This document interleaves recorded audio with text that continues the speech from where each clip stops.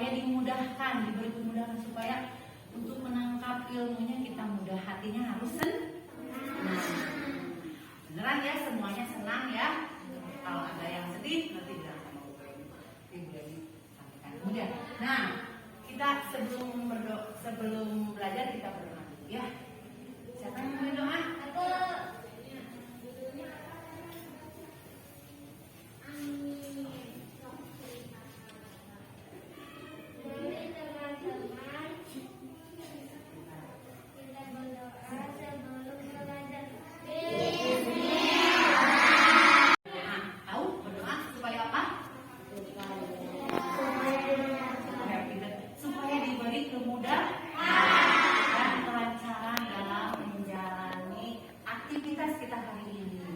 Kemudian kita juga mendoakan teman yang sedang sakit. Siapa yang sakit yang tidak sekolah hari ini?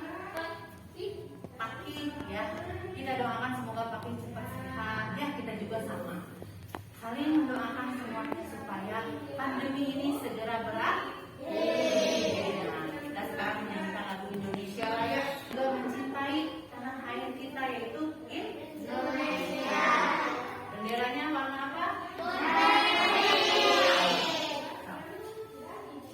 Lagu Indonesia Raya.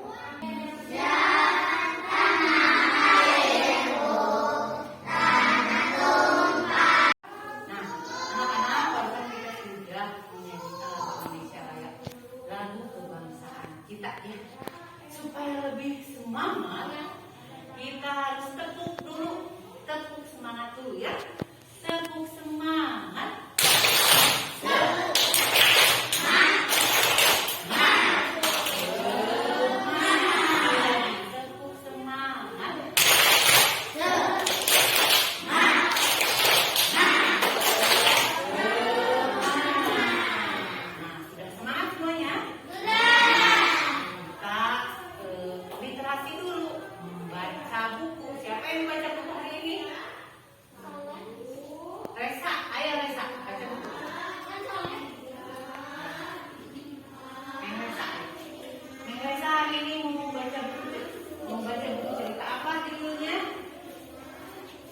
Berperangkap dalam botol masih seri taktik 3 lebah cilik.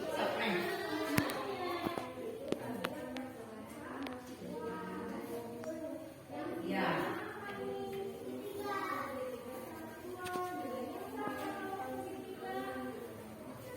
Dengarkan suaranya. Nah, barusan Resa sudah membacakan cerita Abe, Eba, dan Bea yang terperangkap dalam botol. Apa makna yang terkandung di dalamnya? Pengen tahu? Ya, kita sebagai teman sahabat tidak boleh saling meninggalkan. Abe terperangkap masuk ke dalam botol, harus diapa? Ditolong. Ya, ditolong. Jangan ditinggalin, betul. Nah, ya. Oke, itu ya. Kemudian apa namanya?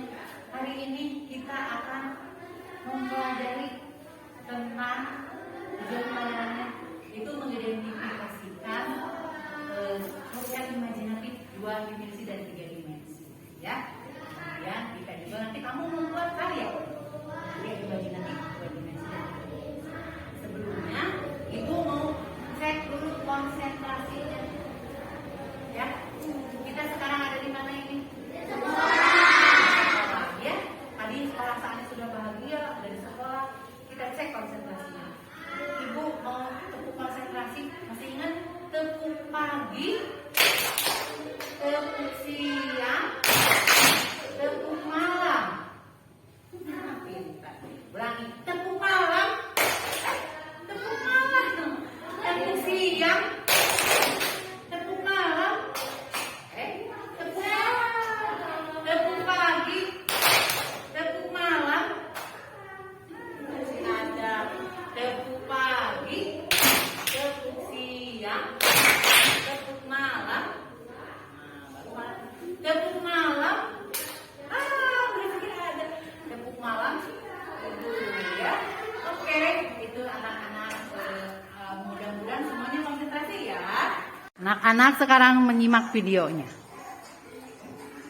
ya.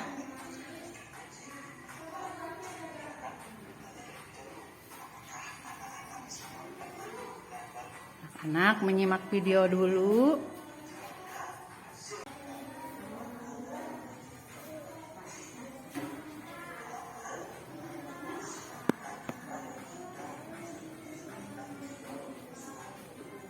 Anak, barusan kita semua sudah melihat tayangan video ya, dan ada juga yang membaca lewat materi yang Ibu sajikan di print ya, di print out gitu. Nah, kemudian setelah melihat tayangan video dan kalian yang membaca, yang mengamati ya, yang mengamati dan Ibu berikan paparan secara lisan, kalian sekarang udah tahu ya bagaimana ciri-ciri dari karya imajinatif. Nah, sekarang kalian sudah bisa membedakan kan apa sih karya imajinatif itu. Kemudian nih, Ibu akan membagikan ini. Boleh dibagikan sama Jelita. Ayo, diisi ya, mana yang termasuk karya imajinatif 2 dimensi dan mana yang 3 dimensi. Beri tanda silang ya. Beri tanda checklist bagi karya 2 dimensi dan tanda silang bagi 3 dimensi. Semua? Iya, semuanya. Ada 10. Nanti Ibu Leni juga tayangkan di depan. Nah, anak, sekarang kalian membuat karya 2 dimensi atau 3 dimensi. Ya, sudah tahu kan? Karya 2 dimensi dan 3 dimensi. Coba sini Soleh. Di sini ada karya. Ini karya 2 atau 3? 3 dimensi. Kalau ini 2 dimensi. Ini 3. Ini 3 dimensi ya. Terus kemarin kita membuat ini 2 dimensi ya. Tuh di sana juga banyak ada gambar. Nah, boleh kalian membuat karya sesuai dengan minat kalian. Misalnya yang suka olahraga siapa? Nah, boleh membuat apa kalau yang suka olahraga? Membuat bola. Kalau 3 dimensi, membuat gambar lapang bola 2 dimensi, atau membuat lapangan bolanya 3 dimensi. Siapa yang suka memasak? Siapa yang suka membuat kerajinan bunga? Keterampilan. Nah, bolehnya sesuaikan dengan minat kalian, kesukaannya, ya. Gitu. Kemudian nanti bikin presentasi. Nah, sekarang kalian semua sudah membuat. Siapa yang mau menampilkan ke depan? Soleh mau ke depan? Coba, yuk. Bawa itunya, karyanya. Nah, teman-teman lihat Soleh membuat apa ya? Ini karya berapa dimensi ini Soleh? 3 dimensi. Abdul ya, coba. Ya, gimana Soleh cara bikinnya?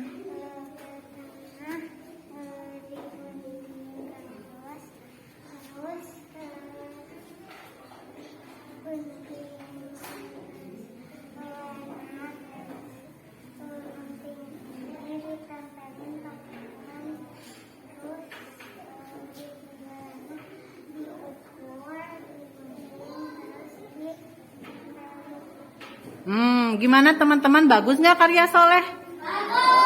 Bagus. Siapa lagi yang mau ke depan? Lihat semuanya karyanya. Sok, Abdul. Ya, boleh Abdul ke depan. Nih teman-teman, Abdul bikin karya berapa dimensi ini? 3. Iya. Abdul bikin apa itu? Bunga. Gimana cara membuatnya Abdul? Dilem, digunting gitu ya. Nah, bagaimana teman-teman, bagus nggak karyanya Abdul? Bagus. Bagus ya, keren. Siapa lagi yang mau menampilkan karyanya? Ya, Semuanya karyanya bagus-bagus, keren-keren ya. Kita bisa membuat juga. Oke. Kalian juga membuat. Ini ada Asila lagi bikin apa ini Asila? Gambar apa Asila? Oh, rumah. Tadi kita sudah belajar apa aja hari ini? Belajar tentang karya imajinatif dan contoh-contohnya. Lihat lagi Albar sini. Albar di sini coba ada yang karya imajinatif 3 dimensi yang mana? Coba Albar sini.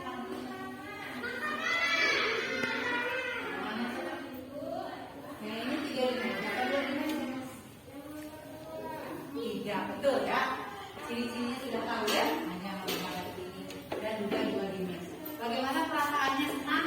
Senang. Bahagia? Bahagia ya, alhamdulillah. Nah, kita sekarang berdoa mau pulang. Siapa yang mau? Iya boleh. Siapa yang mau memimpin doa? Ini Asila. Ya, mau pulang.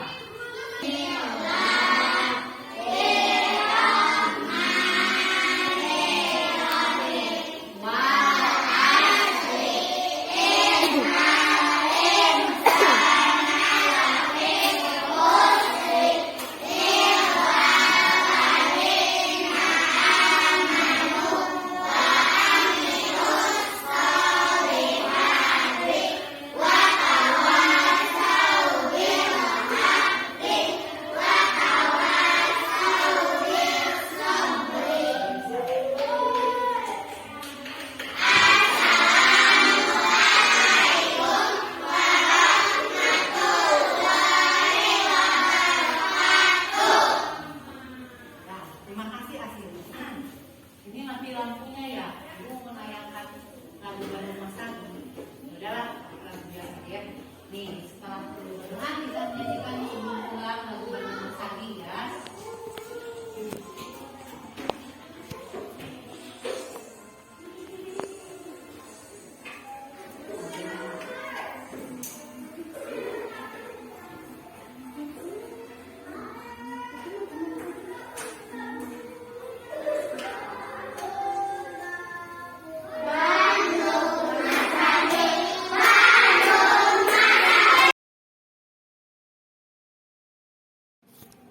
Assalamualaikum warahmatullahi wabarakatuh. Nama saya Leni Fitriasari, calon guru penggerak angkatan 4 dari Kota Bandung. Alhamdulillah hari ini saya sudah melaksanakan pembelajaran diferensiasi dikaitkan dengan pembelajaran sosial emosional. Untuk pembelajaran diferensiasi saya menggunakan 3 diferensiasi, yaitu diferensiasi konten, diferensiasi proses, dan diferensiasi produk. Untuk diferensiasi konten, saya membaginya berdasarkan kesiapan belajar siswa. Bagi siswa yang baik, memiliki kesiapan belajar yang baik, saya berikan mereka video ya, menonton video. Nah, bagi mereka yang kesiapan belajarnya sedang atau kurang, bahkan belum bisa baca, saya berikan mereka bahan bacaan dan saya bantu mereka untuk mempelajarinya gitu ya. Kemudian dalam diferensiasi proses, saya memfasilitasi lama waktu mereka untuk belajar, lama waktu mereka untuk memahami materi ya. Kemudian saya juga mengembangkan kegiatan yang bervariasi yang mengakomodir gaya belajar siswa, visual, audio, dan kinestetik. Ya, itu untuk proses ya. Terlihat tadi juga banyak yang anak-anak saya suruh diskusi, saya suruh bantu anak-anak yang belum mengerti dan memberikan contoh konkret yang ada di kelas ini. Kemudian juga untuk produk, saya menggunakan diferensiasi produk juga. Diferensiasi produk itu berdasarkan minat ya. Saya memberikan banyak pilihan kepada mereka untuk mereka membuat produk sesuai dengan minatnya. Dan juga pilihan produk yang ingin mereka buat, ada yang membuat karya imajinatif 2 dimensi dan ada juga yang 3 dimensi. Kemudian tadi diferensiasi berdasarkan minatnya. Mereka ada yang minat olahraga sehingga mereka tadi ada yang membuat lapangan bola gitu ya. Kemudian ada juga yang menggambar, hanya menggambarnya saja, menggambar bola, menggambar ring basket dan sebagainya. Ada yang menggambar gawang bola gitu ya. Kemudian ada juga yang sukanya mereka kesenian atau sukanya mereka membuat bunga gitu lah, dan mereka membuatnya, ada yang menggambarnya juga. Nah itu mungkin diferensiasi yang saya lakukan. Ini juga masih sederhana ya, mungkin nanti kedepannya akan lebih baik lagi. Saya juga masih harus belajar dalam menerapkannya, karena juga saya masih anak-anak kelas kecil gitu ya Bu. Jadi saya juga harus menggali banyak potensi dari mereka. Itulah tantangan bagi saya. Terima kasih. Oke, perasaan saya dalam menerapkan pembelajaran sosial emosional ini, saya senang, seru, bahagia, terharu gitu ya. Sebetulnya pembelajaran ini sudah saya terapkan, cuman saya tidak tahu ilmunya. Nah sekarang dengan adanya modul ini, PS ini, saya jadi tahu, oh ternyata itu adalah sebuah kompetensi sosial emosional yang harus saya ajarkan kepada murid saya. Dan saya dengan mengetahui akan hal ini, saya merasa bertanggung jawab untuk mengajarkan, mengintegrasikan kompetensi sosial emosional ini dalam setiap pembelajaran saya. Alhamdulillah saya juga semakin bisa menyelami perasaan murid-murid saya. Itu yang membuat saya jadi terharu dalam menerapkannya. Terima kasih. Ya, pembelajaran yang saya temukan dari modul kompetensi kesadaran sosial emosional ini, modul PSE ini, banyak sekali ya. Saya merasa ini adalah sebuah refleksi bagi saya pribadi sebagai guru. Saya dulu yang harus memiliki kompetensi sosial emosional yang baik sebagai guru, sehingga saya bisa mengajarkan dan meneladani mereka, murid-murid saya, untuk sama memiliki kompetensi sosial emosional yang baik juga. Saya juga harus banyak belajar, masih harus banyak belajar, mencari strategi dan teknik untuk pembelajaran sosial emosional ini, sehingga pembelajaran ini menjadi melekat gitu ya dalam setiap pembelajaran saya. Dan kompetensi ini diharapkan dapat membudaya, dapat melekat juga di diri murid-murid saya, sehingga mereka di kemudian hari memiliki kompetensi ini dan bermanfaat untuk kehidupan mereka di masa yang akan datang. Untuk rencana perbaikan, tentu saja masih banyak yang harus diperbaiki ya. Dalam pembelajaran berdiferensiasi juga tentu saja saya masih banyak yang harus saya gali, karena ini juga merupakan penerapan baru gitu ya dalam pembelajaran saya, apalagi dikaitkan dengan penerapan pembelajaran sosial emosional ini. Nah, selain juga saya berarti masih banyak harus yang saya pelajari lah dalam mengintegrasikan pembelajaran berdiferensiasi sosial emosional ini dalam semua pembelajaran saya, kemudian dalam saya melayani mereka di luar kelas gitu ya. Kemudian juga saya mungkin nanti kedepannya akan menyampaikan hal ini kepada rekan-rekan saya di sekolah, sehingga mereka semua bisa juga menerapkannya di kelas mereka. Bahkan mungkin saya akan men-share praktek baik ini gitu ya ke kelas mereka, ke rekan-rekan saya, untuk mereka juga bisa menerapkannya di kelas mereka sendiri. Ya, terima kasih.